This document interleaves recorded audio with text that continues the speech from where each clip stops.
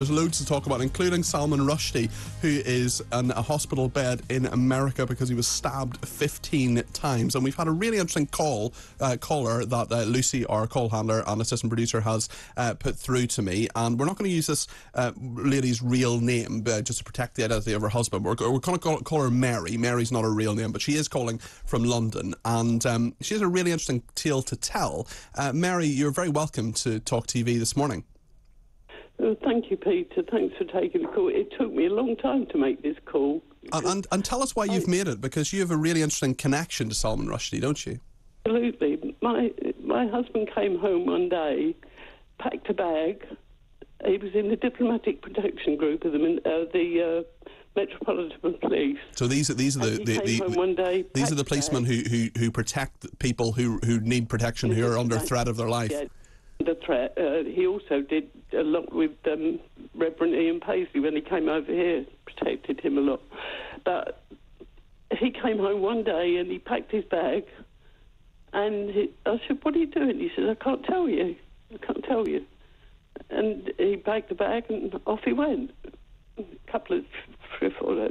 while later, no, it was a week later, he came home, and I said, "You're with Salman Rushdie, aren't you?" And he said, "Yeah, but I can't talk about it. I can't tell anybody. You can't tell anybody. You can't tell anybody." Yes. Wow. My goodness. So your husband very quickly was protecting one of the most hunted people in the world, really. Well, in the world, and they were running for their lives, the protection officers, as much as Salman Rushdie. They didn't know where they were going to pop up. I was absolutely petrified that my door was going to be kicked in because somebody knew that my husband was protecting him. Yeah, that must have been really, really difficult for you. This was, I presume, in the mid-1990s then. Yeah, it's from day one. And how long did your husband protect Salman Rushdie then? 2 years. For the first 2 years he was on the run, my husband was with him. And were they moving around? And I'm sure we don't have too many details, but it's a long time ago now. But were they moving around, or in the same place, or what was happening? They were moving around, sometimes on a daily basis, from one safe house to another.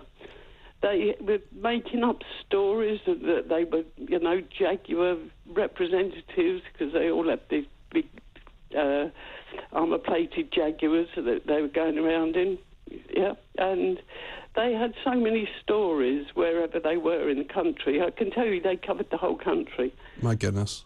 And what was that like for you then? Because you didn't know where your husband was going to be from one day to the next. Could he communicate with you when he was with Salman Rushdie? No, he couldn't. He just used to come home. He'd be home for a few days and then he'd be off again. And I never knew where he was. Sometimes he'd go to a public phone box and call me. Yeah, but they were for using their mobile phones, and it was. They didn't know what they were facing or how many people they were facing. Yeah, and I laid in bed when I knew, in this flat on my own, thinking I'm going to get my door kicked in any minute, and a load of people are going to come in with machine guns saying, "Where is he? We're taking you as hostage." It was frightening. And when you see what has happened in New York, that must bring back a lot of these memories, a lot of these feelings that you have, Mary. I hope you can tell by my voice. It's absolutely terrifying me to think of what he's gone through, and why wasn't he being protected? Yeah. I know that he was having to pay for all his own protection once he went to America. Yes. Our diplomatic protection group weren't protecting him, but he was always being protected by at least 4 men. And one of them was your husband, and he presumably had a gun and would have used it if he needed to. Absolutely. They're all trained firearms anyway. They were. Yes. No, they still are, Mary. And I actually have a little bit of a connection to some of these officers as well, because when I worked in government for 3.5 years, I was an advisor to two Northern Ireland secretaries, actually, and they, of course, had 24-hour protection as well of the officers. I think the unit is now called Royalty and Special Protection, so RASP, in the Metropolitan Police, and those guys have a very, very tough job, and they've got to keep people safe, and it's usually very high profile people as well. Is. Yeah. Also, there's lots of stories to tell. They have, it's not all doom and gloom. And even with Salman Rushdie, it wasn't all doom and gloom. So, I mean, some of the stories my husband could tell you, and any of the other protection officers. Sure, of course. And did he? A group of 6, and they interchanged. And did he talk about it much in the years afterwards and so on? Could he sort of process it, the kind of living under that threat? Yeah, but it was part of the life. When you're a royalty or a special branch protection officer, it just is part of what you expect to do. Yeah. You could be with anybody and have the threat. As I said, he was with another religious person, Reverend Ian Paisley, who was under constant threat from the IRA. Yeah, and surely this is bringing it all back to you in terms of what's happened over the past 24 hours, Mary? Absolutely, from the moment I heard the news. You possibly can tell from my voice. Yeah, you're clearly having a rough time, and I'm very, very sorry to hear that. And we have to remember that these attacks affect so many people, not just Salman Rushdie and his family, but people like you who, even many years on, are dealing with those kind of emotions. And that's exactly what my point was. There are many more people, and I know protection officers all over the country that since retired, that were working on these sort of high-profile cases that are still in terror. That people find out who they were protecting. Even my children who were all the way at university or living away from home at the time. I couldn't tell them. I couldn't tell anybody. I couldn't tell my closest friend. I couldn't tell my mother. What did they think? What did your mother and your closest friends and your kids think? I mean, they must have known something was going on. They knew that you were worried and anxious and so on. Did you say something's going on, I just can't tell you, or how did you kind of deal with that in those very close relationships in your life? Well, they kind of guessed after about 6 months. They sort of came to them that maybe that's what my dad's doing.